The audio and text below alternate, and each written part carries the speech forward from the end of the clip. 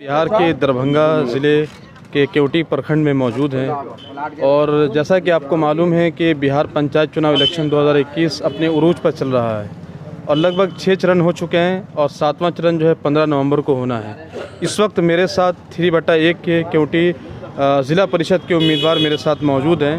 Sir, आपका हमारे channel में बहुत बहुत इस्तकबाल सर। जी, बहुत बहुत धन्यवाद। सर, थोड़ा सा ये बताइए, आपका जो पॉलिटिकल लाइफ है उसके बारे में थोड़ा हमें बताइए। सबसे पहले तो मैं आपको बता दूं कि मैं जो 3/1 की प्रत्याशी हैं रंजना चौधरी जी, मैं उनका चुनाव अभी करता हूं और वो मेरी धर्मपत्नी भी हैं। चुनाव हम लोग लड़ रहे हैं। मेरी बचपन से मैं राजनीतिक चीज़ों से जुड़ा हुआ हूं। मैंने पॉलिटिकल साइंस से ऑनर्स भी किया है और छात्र जीवन से ही पटना के अंदर मेरी राजनीतिक सफ़र शुरू रही। खास करके सांस्कृतिक मंचों के माध्यम से मैंने काफ़ी वर्क किया है। 20-22 साल से मैं मिथिलांचल में हूँ। मिथिला मैथिली के आंदोलन से जुड़ा हुआ हूँ। मिथिला की संस्कृति और सभ्यता को लेकर के मैं लगातार काम कर रहा हूँ।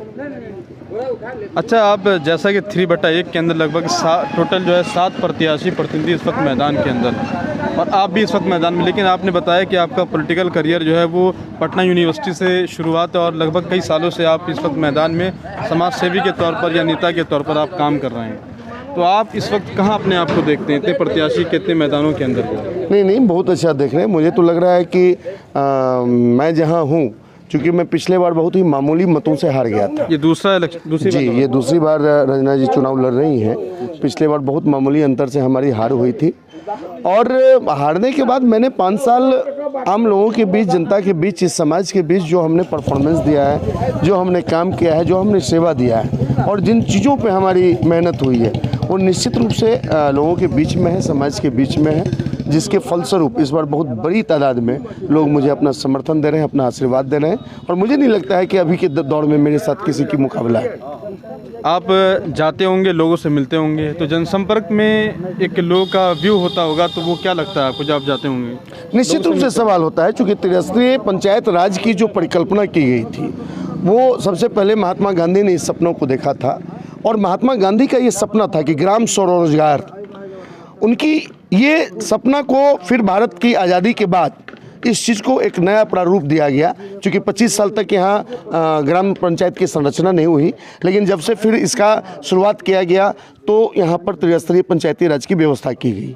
लेकिन जिस उद्देश्य के साथ, जो एक उद्देश्य था कि सत्ता का विकेंद्रीकरण करनी है, उस व्यक्ति तक सत्ता का लाभ पहुँचाना है जो पंक्ति के अंतिम पायदान पे खड़ा है। लेकिन मैं बड़ा आपके चैनल के माध्यम से इस बड़े दावे के साथ कह सकता हूँ कि इसकी लाभ वस्तुतः अभी तक नहीं पहुँच पाया है लोगों के बीच में। लोग पद तो ले लेते हैं, लेकिन पद की गरिमा क्या है, पद के बारे में उनके पास जानकारी नहीं है, पद की संवैधानिक अधिकार क्या है उसके बारे में जानकारी नहीं है। आप जाएं, आपको मिल जाएंगे। बहुत सारे प्रत्याशी अभी मैदान में हैं, मेरे भी बहुत सारे प्रतिद्वंदी हैं और उनके जो लोग चुनाव अभिकर्ता या उनके जो समर्थक घूमते हैं, जिस तरीके की लोग लुभावना बातें करते हैं, जिस तरीके के प्रलोभन इस समाज को दे रहे हैं, क्योंकि समाज अब जागृत हो चुका है। ये 21वीं सदी है, युवाओं का दौर है और यहाँ का युवा आज के डेट में जग चुका है। युवा इस चीज़ को समझता है कि हमें किस दिशा में इस समाज को लेकर के जाना है, इस पंचायत को किस दिशा में लेके जाना है। इसलिए बहुत अच्छी बातें होती हैं और हम लोग अपनी बातों को रखते हैं, बताते हैं उनके सामने। अच्छा, एक सवाल और है, जैसे कि वर्तमान में जो भी ज़िला परिषद थे उसके काम काज को लेकर अभी आपने सवाल किया कि भाई जो पद की गरिमा को लेके लोग जो है वो ध्यान नहीं देते या काम नहीं करते हैं, तो क्या लगता है कि जो पिछले वर्तमान में जो ज़िला परिषद थे उसके काम काज को लेकर? देखिए, जो निवर्तमान जिला परिषद थे, अगर वो बहुत अच्छा काम किए रहते तो मैदान में होते। मुझे कुछ कहने की ज़रूरत नहीं, वो मैदान से बाहर है। वो इस बार नामांकन भी उन्होंने नहीं किया है, तो उन्होंने अच्छा काम नहीं किया, इसलिए उन्होंने नामांकन करने की हिम्मत नहीं की। अगर आप जीतते हैं तो काम क्या क्या कीजिएगा? बहुत सारी समस्याएं हैं 3/1 के इस क्षेत्र में, कुछ समस्या और जो मुख्य हमारा उद्देश्य है, चूँकि जिला परिषद एक बहुत बड़ा पद है, एक बहुत जिम्मेवारों का पद है। ये पद गली और नली और नाला बनाने का पद नहीं है, ये सड़क बनाने का पद नहीं है, ये सड़क के लिए लड़ने वाला पद है। ये समाज के लिए लड़ने का पद है कि समाज की समस्याओं को लेकर के एक जिला परिषद का सदस्य उस सदन को ठप कर सकता है, उस सदन में विरोध की आवाज़ उठा सकता है, उसकी ये महत्वाकांक्षा होनी चाहिए। लेकिन दुर्भाग्य है कि यहाँ के लोगों को पता नहीं है कि जिला परिषद का पद का निर्वहन कैसे किया जाता है। हमारे क्षेत्र में जो सबसे मूलभूत, जिसको मैंने 3/1 का जो ये 7 पंचायत है, उसमें जो सबसे बड़ी लड़ाई है हमारी बाढ़ की समस्या।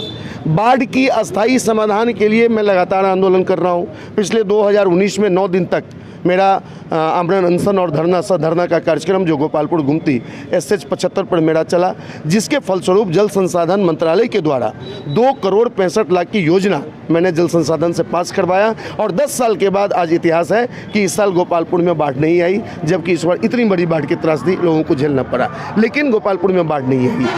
लेकिन एक गोपालपुर को मैं पिछले बार आंदोलन करके बचाने में सफल रहा। ऐसी आंदोलन मेरी लगातार चलती रहेगी। मैं पद पर रहे बगैर इस आंदोलन के क्या हूँ, पद पर आने के बाद पूरी मजबूती के साथ लड़ूंगा। इस शासन के साथ, इस प्रशासन के साथ अगर 2 हाथ करनी पड़ेगी तो उसके लिए मैं तैयार रहूँगा। हमारे 3/1 की तमाम जनता उसके लिए पगड़ी बांध करके सड़क पर उतरेंगे, क्योंकि हम भी इस देश के नागरिक हैं, ये मिथिलांचल भी इस देश के अंदर है। मिथिलांचल के साथ जो भेदभाव है, इस भेदभाव को बर्दाश्त नहीं किया जाएगा, क्योंकि बिहार की सरकार कहीं ना कहीं मिथिलांचल के साथ गलत कर रही है, मिथिलांचल के साथ भेदभाव कर रही है, उसका हम लोग पुरजोर विरोध करेंगे। तीसरी जो हमारी महत्वपूर्ण चीज़ें हैं, हमारे यहाँ 3 चीज़ें हैं। एक, चूँकि दरभंगा नरकटियागंज बड़ी रेलवे लाइन बन चुकी है, और दरभंगा नरकटियागंज बड़ी रेलवे लाइन के तहत जो सबसे निकटतम स्टेशन है वो मोहम्मदपुर स्टेशन है। मोहम्मदपुर स्टेशन के पास पर्याप्त ज़मीन है, उस ज़मीन पे बहुत बड़ा काम किया जा सकता है, जिसको लेकर के यहाँ हजारों लोगों को रोज़गार की व्यवस्था हो सकती है। वहाँ यार्ड का निर्माण किया जा सकता है।